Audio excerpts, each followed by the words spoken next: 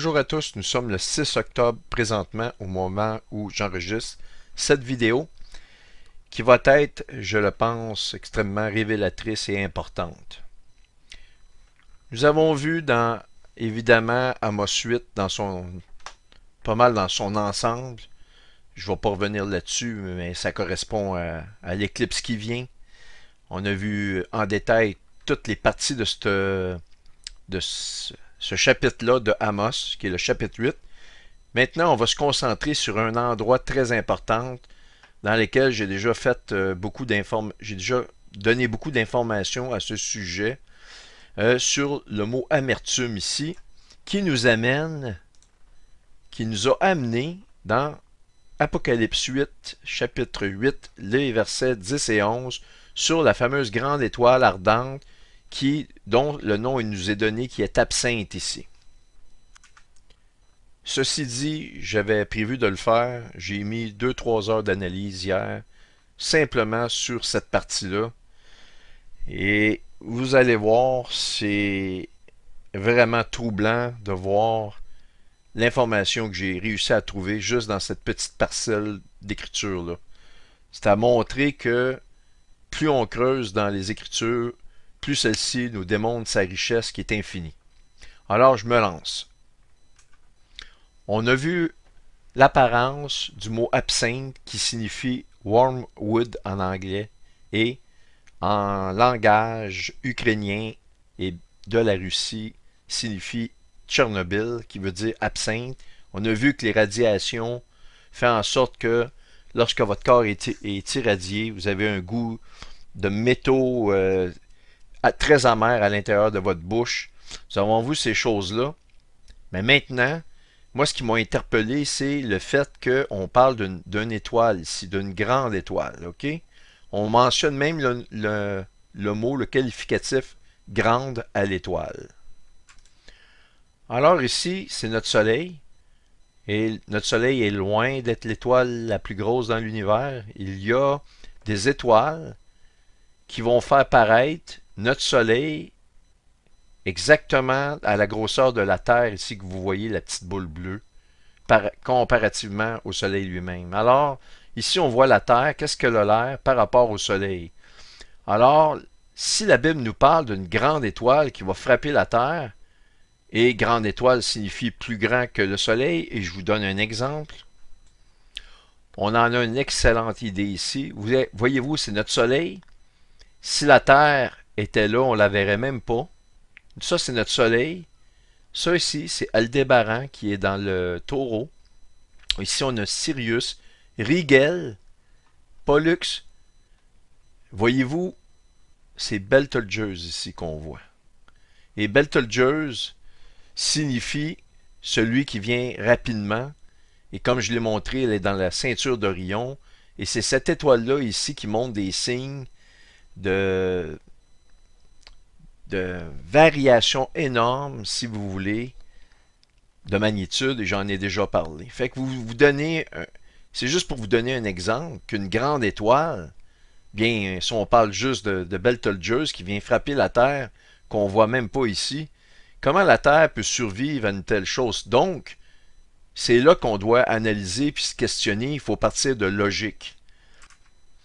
Alors donc, je me lance dans l'analyse et on va aller dans la Strong pour ce faire. Vous allez voir, vous allez être étonné de ce que je vais vous montrer là.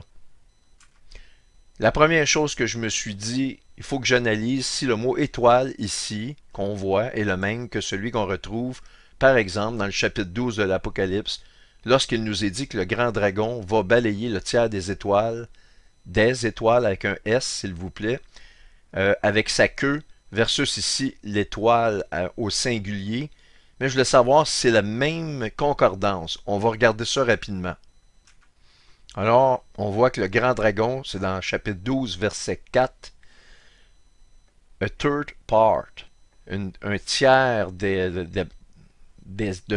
étoiles du ciel, of the stars of heaven, on le voit ici. Donc, le mot ici, stars, est avec un S, donc c'est étoile au pluriel. On voit la concordance 792. Je vous la montre rapidement. 792, vous le voyez ici.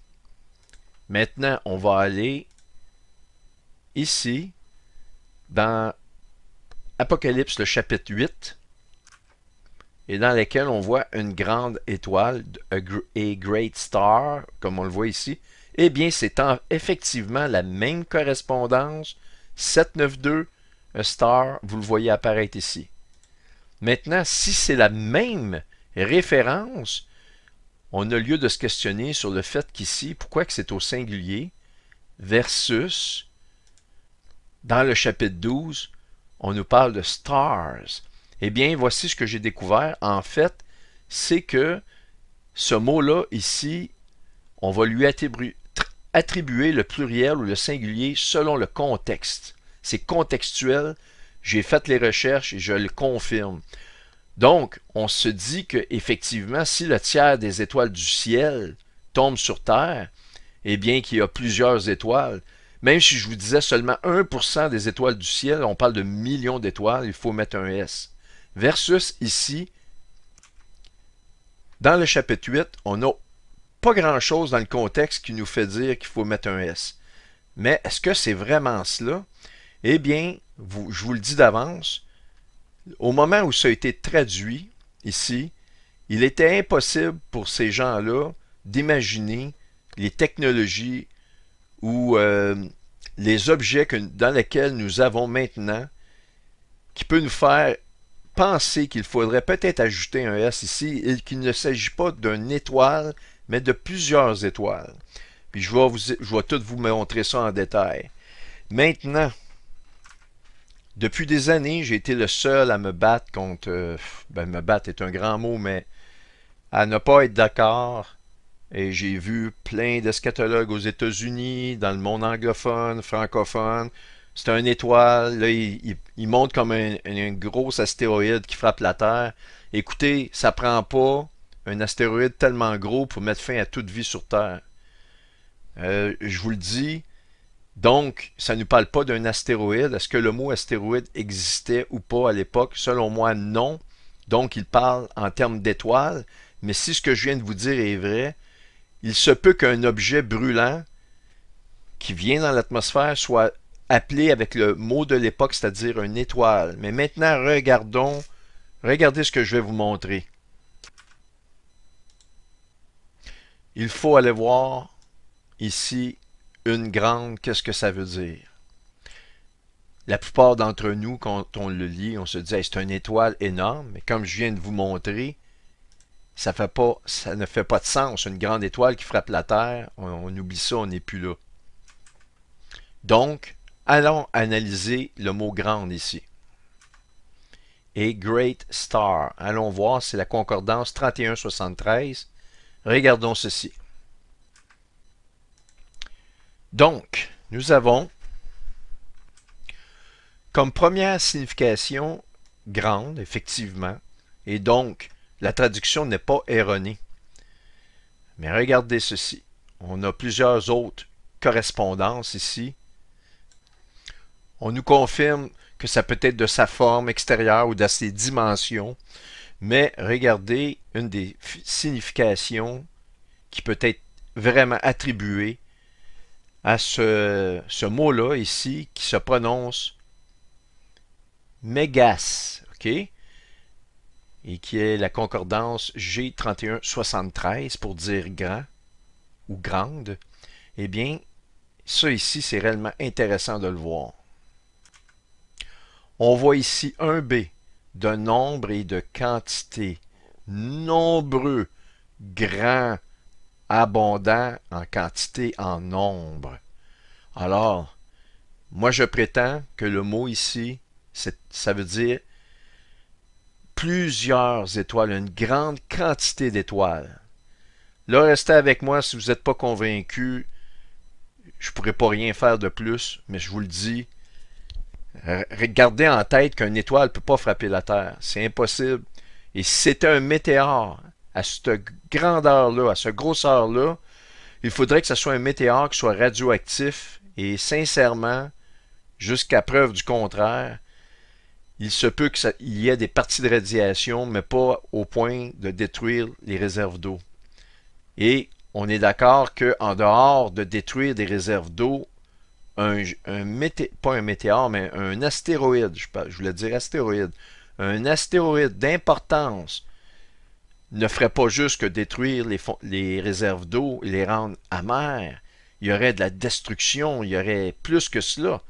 Alors, c'est pas une étoile, ce n'est pas un objet céleste, je vous le dis. Et le mot great ici veut dire en quantité, il faut ajouter un S. Alors donc, continuez de me suivre. Ça nous dit d'autres caractéristiques ardentes, comme un flambeau. Allons voir ceci dans la concordance.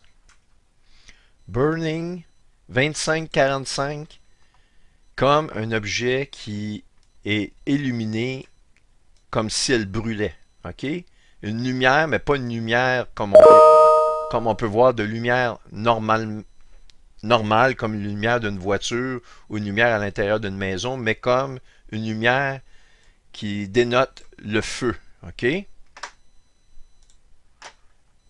Ensuite, comme une lampe, une torche, une lampe, comme une lampe qui a le feu qui a été allumé avec l'aide d'huile, comme on peut penser à la torche, comme un peu la torche de la Statue de la Liberté. Et maintenant, et elle tomba sur le tiers des fleuves et sur les sources des eaux. Pouvez-vous imaginer un astéroïde qui a peut-être le tiers de la surface de la Terre, qui rentre en collision avec la Terre? Mais c'est pas compliqué, la Terre part en 1000 miettes dans l'univers, elle est totalement pulvérisée. Il n'y a plus d'histoire biblique, il n'y a plus hommes qui vivent, il n'y a même pas de bactéries qui vont résister à cet impact-là. C'est inimaginable, parce qu'ici, c'est très différent. Ça nous dit que ça va tomber sur le tiers des fleuves et des autres sources. On parle d'une très grande étendue, c'est une étendue qui est de grandeur continentale. Alors, c'est une autre preuve que ça ne peut pas être une étoile, mais des étoiles. Elles doivent être toutes petites ou assez petites pour arriver à se répandre sur une grande surface sans détruire la planète Terre, mais elles doivent rendre les eaux radioactives ou absinthes. Et on a une confirmation, comme je l'ai vu, que le tiers des eaux vont être changées en absinthe. Le tiers des eaux changées en absinthe, il faut le lire comme le tiers des réserves d'eau de la Terre deviennent radioactives. Et ici, c'est différent. Ce n'est pas le tiers des eaux radioactives, mais c'est le tiers des fleuves où c'est une surface. On parle de plusieurs fleuves au pluriel. Alors, ici, c'est elles avec un S tombèrent sur le tiers des fleuves. Je ne suis pas en train de réécrire la parole. Je l'analyse à partir de la concordance. Je vous donne les preuves. Mais il était impossible d'avoir une compréhension. Il n'y a pas un problème ici de traduction, mais même à l'intérieur du langage d'origine qu'on voit ici, eh bien, c'était impossible pour eux de mettre un S ou non dans le langage ici qui est d'origine, qui est grec. Eh bien, si quelqu'un vous l'avait lu dans le langage original sans déroger d'un iota des phrases en grec, de ce qui a été écrit dans les écritures d'origine, eh bien, vous auriez peut-être compris qu'il y avait une étoile et non pas plusieurs, parce que c'est impossible. Et aujourd'hui, à la lumière de tout ce qui arrive, à la lumière de ce que je vous ai montré, nous savons qu'il s'agit fort probablement, je vous dis fort probablement à ce stade-ci de ma présentation, de missiles intercontinentaux à tête nucléaire. OK? Mais suivez-moi. Alors, pour la suite, transportons-nous dans nul autre que Habakkuk, chapitre 1, dans lequel, pour vous mettre en contexte, jusqu'à quand, ô Éternel, j'ai crié et tu n'écoutes pas, j'ai crié vers toi à la violence, tu ne secours pas, comme un cri de cœur que les temps sont tellement difficiles que c'est comme si le Seigneur n'est pas présent et rien ne se passe. Et il répond qu'il les fait tous monter à l'hameçon, qu'il les appâte. Mais qui sont les joueurs que l'Éternel appâte avec un hameçon et qui attire dans son filet. La réponse nous est donnée. Et en passant, il répond ceci, il dit, jetez les yeux parmi les nations, regardez, soyez saisis d'étonnement, d'épouvante, car je vais faire en vos jours une œuvre que vous ne croiriez pas si on la racontait. Alors actuellement, évidemment, j'ai beaucoup de gens qui me narguent de qu'est-ce que je dis là, et soyez assurés que c'est contre mon gré que je présente ces choses-là. J'arrive à ces conclusions-là, c'est pas des désirs personnels que ces choses-là arrivent. En fait, je prie très fortement de ne plus être ici. C'est des choses que personne ne peut imaginer ni voir. En fait, c'est totalement inimaginable et c'est à la lumière de la parole que j'en arrive à la conclusion que c'est exactement ces événements-là qu'on doit s'attendre très prochainement. Alors, effectivement, ce que je dis est incroyable. Même si je la raconte, et c'est exactement, bizarrement, ce que je suis en train de faire. Ben, je voulais vous faire juste une petite mention de cette partie-là des Écritures. Eh bien, ceux qui sont appâtés, eh bien, la réponse nous est donnée au verset 6. Je vais susciter les Chaldéens, États-Unis d'Amérique. On nous dit de ce peuple, les Chaldéens, dans les derniers jours, qu'il est furibond, qui veut dire amer.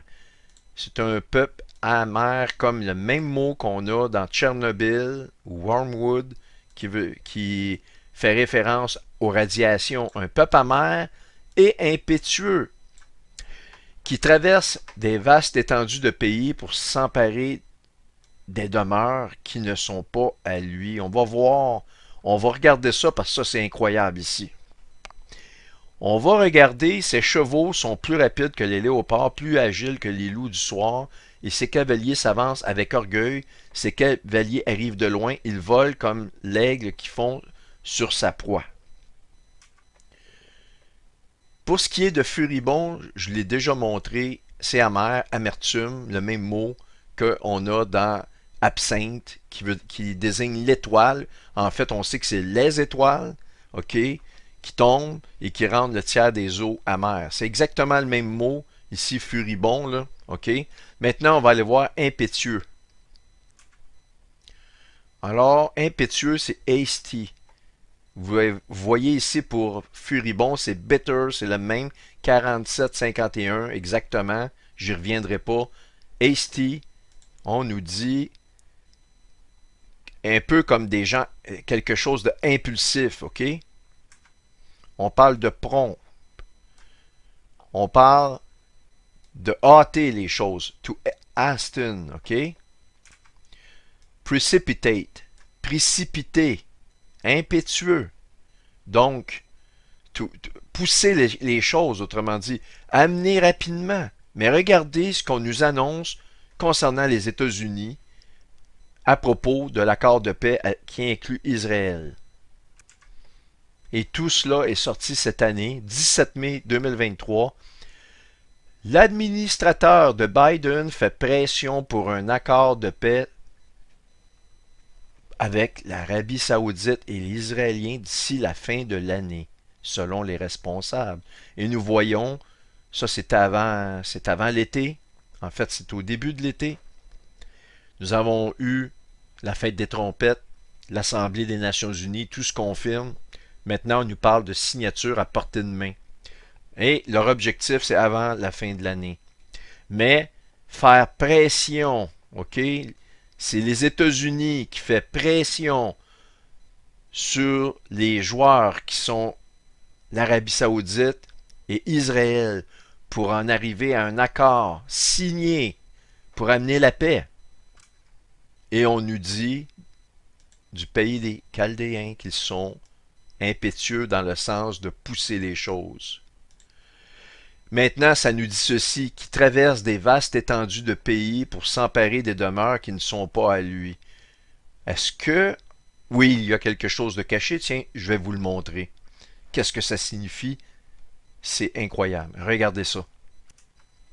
Ici, là, je vous traduis ça, qui veulent posséder des endroits qui ne sont pas les leurs. OK, mais on va aller voir la profonde signification de cela. to possess. Ici, on peut voir que c'est confirmé, c'est saisir, euh, prendre possession de, hériter de quelque chose, ok? D'endroits qui ne sont pas les leurs, c'est ici que je vais vous demander de retenir votre attention. Dwelling places, ok? La résidence, incluant la résidence d'un berger. N'est-il pas vrai que le Seigneur est le bon berger? Incroyable. Et aussi l'endroit d'un temple. Spécifiquement un tabernacle. Le temple. Alors donc, à quel endroit, quel pays a un temple à saisir? Quel pays a un territoire et un temple à saisir? Eh bien, vous le savez, je vous donne la réponse quand même. Eh bien, la réponse est Israël. On peut pas, on ne peut pas, je ne pense pas que quelqu'un va vouloir s'obstiner avec ce que je montre là. Je vais recevoir des objections du genre de me la fermer, qu'il n'y a rien qui va arriver, ça, je n'ai pas de problème avec ça, mais j'ai jamais d'objection qu'on me montre à partir des Écritures que ce que je montre ici est faux. Alors, ça nous démontre encore la profondeur des Écritures. Que l'endroit, ce n'est pas comme on peut le lire a priori, comme on le voit ici, des demeures qui ne sont pas à lui. Mais oui, ça, c'est pas une mauvaise traduction, mais ce qu'on voit ici pour demeure inclut des temples. Wow! Incroyable! Et ils sont impétueux, donc ils veulent hâter les choses. On a vu la pression, mais maintenant, c'est un article qui date quand même du mois de mai. Le 17 mai pour être plus exact. Mais depuis ce temps-là, il y a eu de l'évolution dans ce dossier-là. Et c'est de l'évolution qui semble être prophétique parce qu'il y a un qualificatif qu'ils ont rajouté dans leur vocabulaire de l'annonce, de l'approche de cet accord de paix-là qui va être signé bientôt. Et quel est ce mot? Eh bien, je vous le montre et je vous en montre les implications prophétiques qui semblent nous indiquer qu'effectivement, nous n'en avons plus pour longtemps et que tout se confirme, que tout va aller de l'avant maintenant, qu'il n'y aura plus de retour en arrière. Eh bien, un article qui a sorti le 1er octobre, c'est vraiment vivant dans nos temps. All sides have hammered out. OK? On va aller à un article du octobre, le 2 octobre qu'on voit ici. Jérusalem et Riyad have hammered out. Bon, qu'est-ce que ça veut dire? Eh bien, c'est une expression qui signifie qu'ils ont conclu une entente, mais à partir de énormément de difficultés et de discussions ardues. Et là maintenant, c'est comme dire, imaginez-vous une grosse masse, parce que hammer veut dire une masse. En français, ça veut dire une masse. C'est comme on rentre le dernier coup de masse dans une entente ou dans quelque chose pour terminer le travail, mais non sans difficulté et effort physique. Mais là, regardez bien le mot ici, je l'ai mis en anglais parce que j'ai fait par exprès, parce que en français, la Bible change les mots et ça dit un peu ce que ça veut dire, mais vous allez comprendre, suivez-moi. Donc, to hammer out, la signification c'est marteler, c'est travailler laborieusement, c'est-à-dire avec beaucoup d'ardeur, de difficulté sur les détails d'un plan ou d'un accord, ok? Et marteler nous rappelle le marteau. Vous martelez avec un marteau. En rappel rapidement, Jérémie 50. Vous savez, les Chaldéens, eh bien, si on va au verset 23, curieusement, verset 23. Et quoi? Il est rompu, brisé le marteau de toute la terre. Vous pouvez pas trouver des explications euh, dans votre logique humaine qui sont capables d'expliquer la précision de la parole de Dieu en ce moment même. À la lumière de tout ce qui se déroule devant nous, avec cette fameuse accord de paix et d'autres choses que je vous montre actuellement qui se passent dans le monde. Au moment où cette vision prophétique, celle qui semble être décrite dans Habakkuk 2, du chapitre 12 de l'Apocalypse, semble être en évolution et se déroule au-dessus de nos têtes présentement. Maintenant, dans Jérémie 51, on recommence. Tu as été pour moi un marteau, un instrument de guerre. J'ai brisé par toi des nations. Par toi, j'ai détruit des royaumes. Tu divises Jérusalem, c'est la fin de ton pays. Et maintenant, ils sont en train de marteler un accord de paix. Et on va aller voir marteau ici, dans la concordance. Hammer. Hammer, exactement comme dans le mot qu'ils utilisent actuellement. Ici, vous voyez hammer. Le même mot. Et ça, c'est récent depuis le mois d'octobre.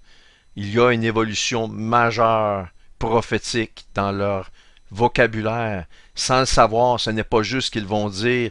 Ils diront paix et sécurité parce qu'ils annoncent la paix et sécurité. Mais maintenant, nous avons ces trésors-là qui nous sortent, qui sont récents. On n'avait pas ça au mois de mai. Vous pourrez vérifier l'annonce qu'ils vont pousser. Ils sont impétueux, mais maintenant, on voit ce terme-là sortir. Et regardez ceci. Si je vais dans la concordance pour hammer, eh bien, on le voit ici, un marteau, mais to pound, qui veut dire marteler. Donc on voit que les demeures, c'est un endroit où il y a des temples. On voit qu'ils martèlent exactement comme dans Jérémie 50-51, où ce qu'il parle du pays des Chaldéens qui correspond aux États-Unis et il est le marteau, c'est celui qui martèle. Il martèle et il prend des demeures où ce qu'il y a des temples, il est impétueux, il pousse des ententes. On voit tout cela se réaliser devant nos yeux. Maintenant, regardez ceci.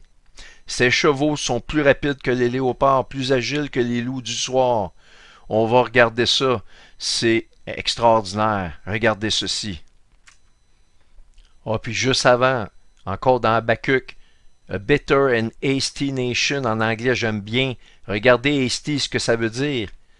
Ça veut dire agir de façon excessive, en vitesse, avec urgence, pousser. On a vraiment tout ce qu'il faut. C'est exactement ce que les États-Unis d'Amérique, la Grande Babylone, le pays des Chaldéens de nos jours modernes, est en train de faire. Et c'est ça qui va signer sa fin. C'est clair, net et précis dans la parole. Tu ne touches pas à Jérusalem sans en subir les conséquences. Maintenant, regarde, on va analyser ces chevaux. Parce que je prétends que les chevaux ne sont pas une étoile qu'on appelle absinthe, mais des étoiles qu'on appelle absinthe. Elles sont comme des torches, vous vous rappelez, de feu alentour d'elles. Je vais toutes vous répondre à ces questions-là avant la fin de la présentation. Mais les chevaux, je prétends que c'est, je vous le dis, là, que ce sont des missiles intercontinentaux, je précise intercontinentaux, avec des moteurs hypersoniques. On va aller voir si la parole nous décrit pas mal ces objets-là. Ces chevaux, on commence par cela. Voici ce que ça donne. Alors, Habakkuk 1, 8. Their horses. Regardons les chevaux. Incroyable. Voyez-vous ce que je vois? Quand j'ai vu ça, mes yeux, mon esprit, j'ai été renversé, complètement renversé. Mais totalement renversé. Alors, horse, chevaux, est en deuxième position. Des chariots de chevaux en troisième position. Mais regardez ici, swift veut dire rapide. Et swallow. Swallow, en anglais, ça veut dire avaler. Mais, ce n'est pas le terme avaler ici dans lequel il s'agit, on a la preuve ici, also et swallow, from its rapid flight. Un swallow, en français, c'est un hirondelle, comme le vol rapide d'un hirondelle. On va se concentrer là-dessus parce que là, on commence à comprendre des choses qu'on ne pouvait pas comprendre avant, à la lumière de ce qui se passe, notamment entre la Russie et les États-Unis actuellement, dont la décision de la Russie, ou le fameux filet, le piège dans lequel l'Éternel décrit à Habakkuk dans son premier verset, qu'il dit qu'il les apporte dans un filet, eh bien c'est l'Ukraine, et le mot Tchernobyl, origine de l'Ukraine.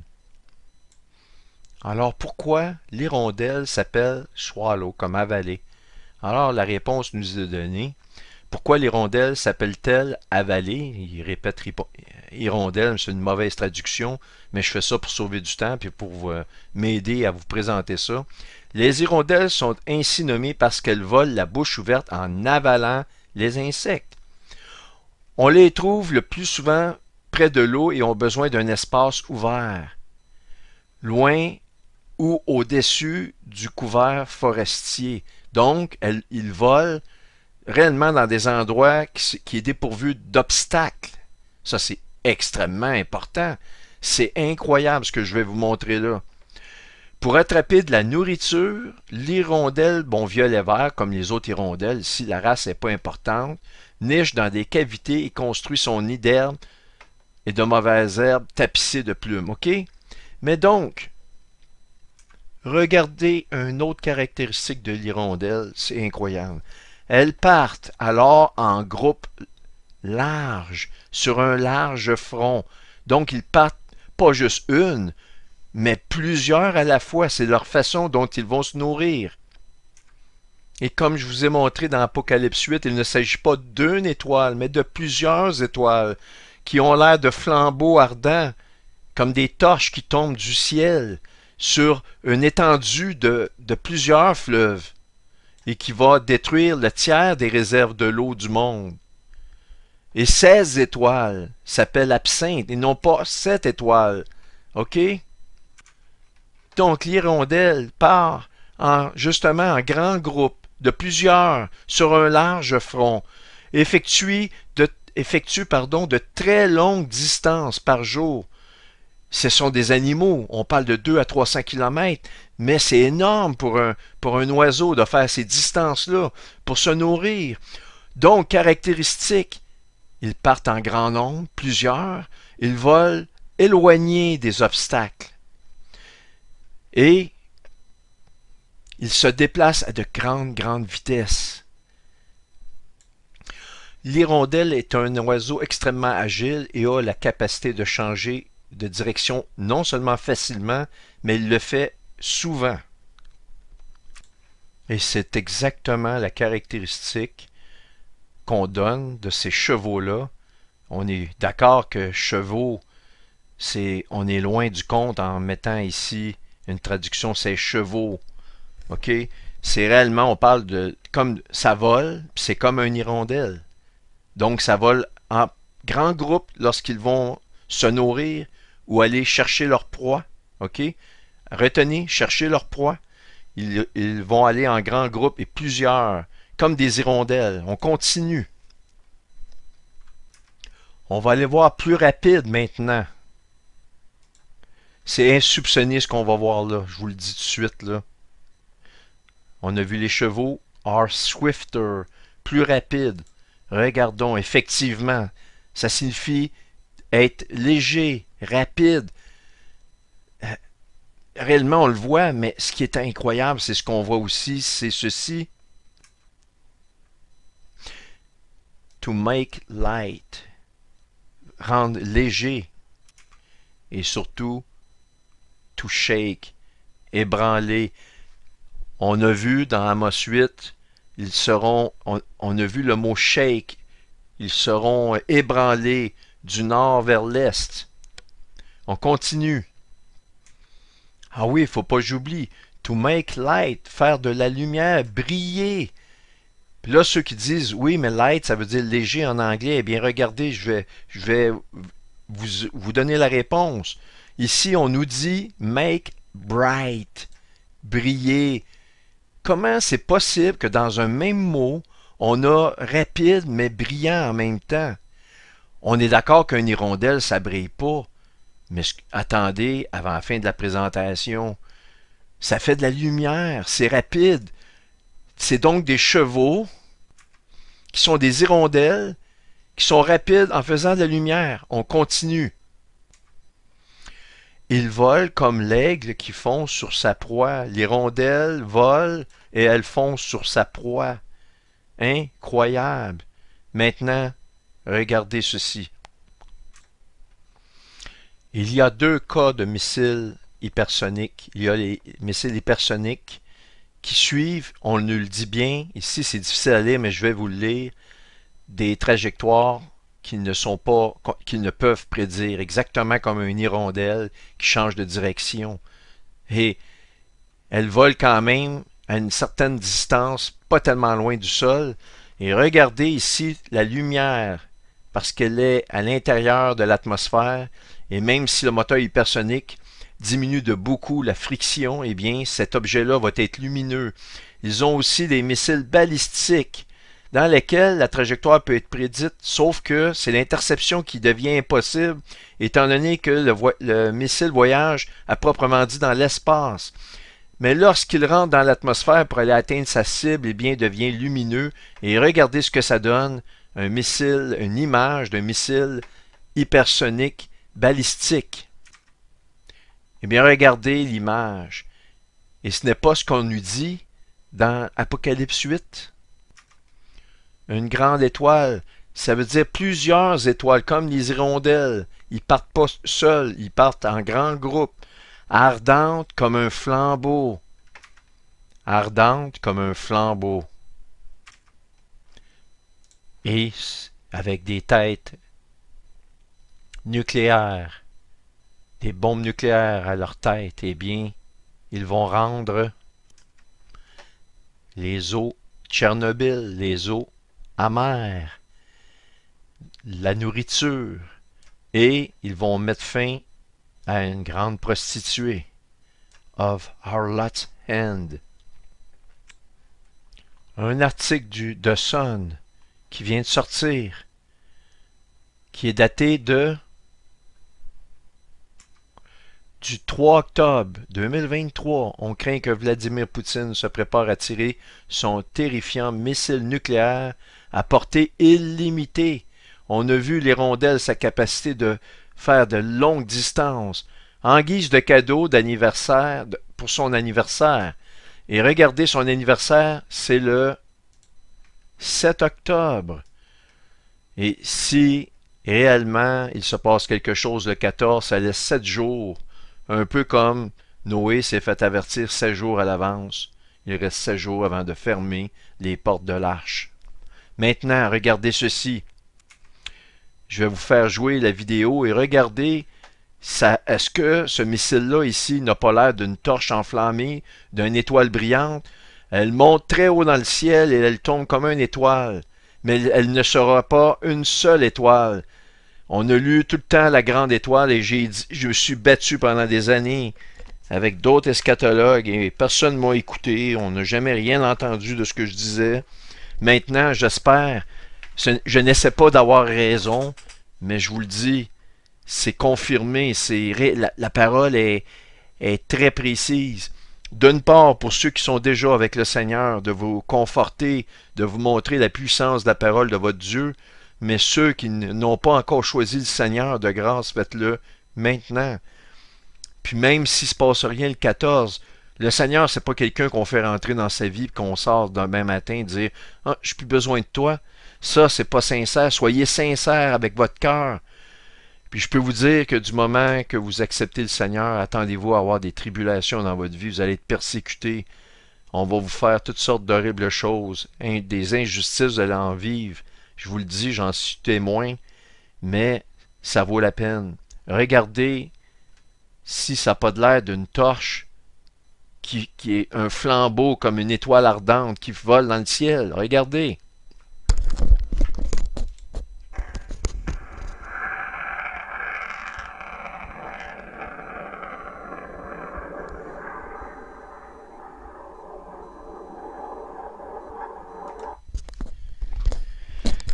Maintenant, regardez ceci, c'est réellement le maximum de la présentation.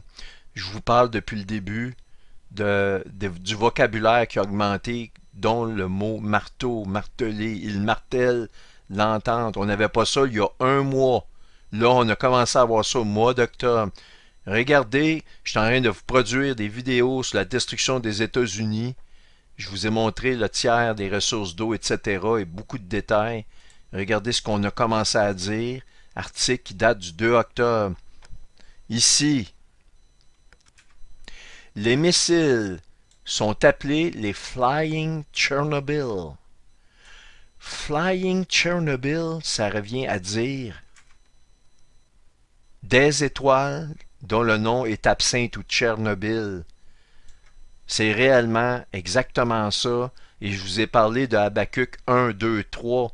Un qui était avant la fête des trompettes, le deuxième qu'on est encore à l'intérieur, qui va se terminer le 14 pour faire place au troisième. Le troisième nous décrit une scène apocalyptique, le deuxième nous parle d'une vision qui est en mouvement, qu'il faut attendre sa terminaison, et le premier qui nous parle de la, je dirais, du désespoir de l'attente d'une réponse de Dieu qui dit oui, oui, oui, je suis en train de les appâter. Et il nous dit comment il le fait. Il nous dit qu'ils vont se hâter, ils vont être, c'est une nation d'absinthe qui est hâtive, qui martèle. Incroyable. Je vous laisse en vous montrant que les États-Unis sont extrêmement, les meilleurs experts sont extrêmement alarmé présentement. J'ai vu, on m'a envoyé, et je remercie cette personne-là, une vidéo qui est un extrait d'un média en France, dans lequel tu vois des spécialistes, mais totalement endormis, mais c'est incroyable, je veux dire. Faites-vous-en pas, au Canada, au Québec, on a le même genre de bouffons qui analysent la situation de façon arrogante, dans la plus grande incompétence. Ça se demandait s'ils font pas exprès, mais je pense qu'ils sont vraiment idiots, ces gens-là, parce que on est au risque d'une catastrophe. Il y a des enfants, des gens qui vivent. C'est réellement triste qu'est-ce qui se passe. Et on les entend rire et se moquer. Et ils arrivent chez eux la soirée, ils doivent s'ouvrir une bouteille de vin, manger du caviar, sans trop se préoccuper, en pensant que les Russes, c'est des bouffons. Sérieusement, là. Pourtant, les plus grands spécialistes, on voit ici, et c'est récent, 10 mai 2023, le général déclare que lutter contre les armes hypersoniques est impératif. Et non seulement ça, ils sont en train de se dépêcher à développer les missiles hypersoniques pour les États-Unis d'Amérique. Mais ce qui est le plus fou là-dedans, je vous ai déjà montré, puis je ne veux pas rentrer dans les détails, mais que c'est Barack Obama qui a donné cette technologie-là à la Russie. En 2013-2014, dans un genre d'échange qu'il appelait pour le bien commun russe-États-Unis avec Mme Clinton. Mme Clinton, ça a sorti dans Wikileaks. Elle a donné les secrets défense gratuitement. Elle se promène, cette femme-là, elle est totalement libre. Mais c'est réellement, on est rendu pervers, mais comme peuple, comme nation, comme race, on ne peut pas aller plus bas que ça. On est rendu plus bas qu'une larve. Je vous le dis, c'est incroyable. Moi, ça me dépasse. C'est dur à supporter de voir tout ce qui se passe. On nous confirme, il y a plusieurs articles là-dessus, vous pouvez vous amuser à aller chercher, mais d'un article qui date du 14 mars 2023. Vous voyez, oui, c'est tout récent. Pourquoi les États-Unis se lancent à plein régime dans les missiles hypersoniques? Ben oui, mais Obama leur a donné la technologie. Là, maintenant, ils font semblant de... Je dis pas qu'ils font nécessairement semblant, mais il est trop tard. Mais regardez ce que je vais vous montrer, on continue. On retourne un peu dans le passé, novembre 2022, après une récente vague de tests de prototypes, le département américain de la Défense est dans les délais prévus pour déployer sa première nouvelle arme hypersonique d'ici l'été 2023 et développer d'autres capacités de défense offensive avec des armes hypersoniques et anti-hypersoniques. Ils savent très bien qu'ils sont foutus. Mais ils se dépêchent. Ça date de 2022, ils espéraient 2023, mais regardez la réalité de la chose. Si on pose la question, quand les États-Unis vont-ils avoir en main leur première arme hypersonique ou leur missile hypersonique? Eh bien, regardez comment Habakkuk, ça semble réellement être vivant, là, pendant que cette astronomie-là se fait au-dessus de notre tête. Regardez la réponse. Robert Rash, directeur de l'acquisition des systèmes d'armes hypersoniques de l'armée, a déclaré, puis ça c'est le directeur, c'est pas n'importe qui, a déclaré dans une interview accordée début octobre, on parle de cette année, ça se fait là, à Defense News, que le service poursuivait son programme de mise en service. Ils sont en retard, ils pensaient l'avoir pour cet été, mais non. Donc, il poursuit la mise en service de l'arme hypersonique à longue portée, un missile à poussée de glisse dans l'atmosphère, lancé depuis le sol d'ici la fin de l'exercice 2023. Autrement dit, on parle de novembre, parce que c'est là que les exercices budgétaires des États-Unis. Alors, la Russie a deux choix. S'ils attendent encore 4-5 mois, les Américains vont posséder une arme qui va remettre la balance du pouvoir. Et alors, à ce moment-là, écoutez, je pense que la Russie n'a nul autre choix en connaissant toutes ces informations-là. Et c'est pas parce qu'on les lit dans les journaux. Les Russes ont un système d'espionnage. Ils savaient déjà tout le développement aux États-Unis d'Amérique de ces armes-là qui vont rentrer en compétition. Eh bien, s'ils attendent, les Russes ne pourront pas se battre sur les fronts. La guerre est perdue pour eux en Ukraine et ils sont foutus parce que l'organisation nord-atlantique de l'OTAN ont réellement une mainmise. Ils veulent rentrer en Russie. Écoutez, on est rendu réellement au bord du précipice. Alors, je vous le dis d'une façon verbale. Maintenant, j'ai les prophéties qui me parlent, selon toute vraisemblance, d'une éclipse que je vous ai démontrée, qui est celle qui vient. Je ne veux pas vous dire que ça va arriver encore au mois d'octobre, mais à la lumière de tout ce que je montre là, je veux dire, comment pourrait-il être autrement qu'on reste ici encore 6 mois ou 1 an? Je ne le sais pas, mais je ne veux pas répondre à cette question-là, mais je vous montre les informations. Alors n'oubliez pas qui date du 2 octobre, les Flying Chernobyl, les Tchernobyl volants, les absinthes volantes qui ressemblent à des étoiles. On vient de sortir ce mot-là ici exactement. Maintenant, regardez ceci, puis je vous laisse là-dessus. Amos 8, verset 10. Je changerai vos fêtes en deuil. OK? Retournez ça. Changez vos fêtes en deuil. Votre joie en tristesse. OK? Regardez ça. Ça sera un jour d'amertume. Il va changer les fêtes, la joie en deuil, et il va amener de la radioactivité de la amère. Il va rendre les eaux amères. Regardez ceci. On nous parle de flèches qui sont à habiles guerriers. Évidemment, vous avez compris qu'on parle des missiles, les flèches de l'ennemi qui n'arrivent pas bredouilles, qui ne revient pas à vide. Et les flèches, si on regarde dans la concordance, leurs flèches, their arrows, avec un S, on a effectivement flèche arrow ici, mais on a spear. Le spear ici, qui veut dire une lance, mais on a aussi la pointe de la lance, plus particulièrement la pointe de la lance ou un dard. Un dard qui est exactement ceci, qui correspond exactement à ceci. La description du missile intercontinental avec moteur hypersonique balistique, le KH-47M2, le Kinzhal russe, qui se fait appeler le Dagger. Dagger qui veut dire la dague, qui est un synonyme de dard. Mais en plus, on l'appelle le Killjoy. Le Killjoy.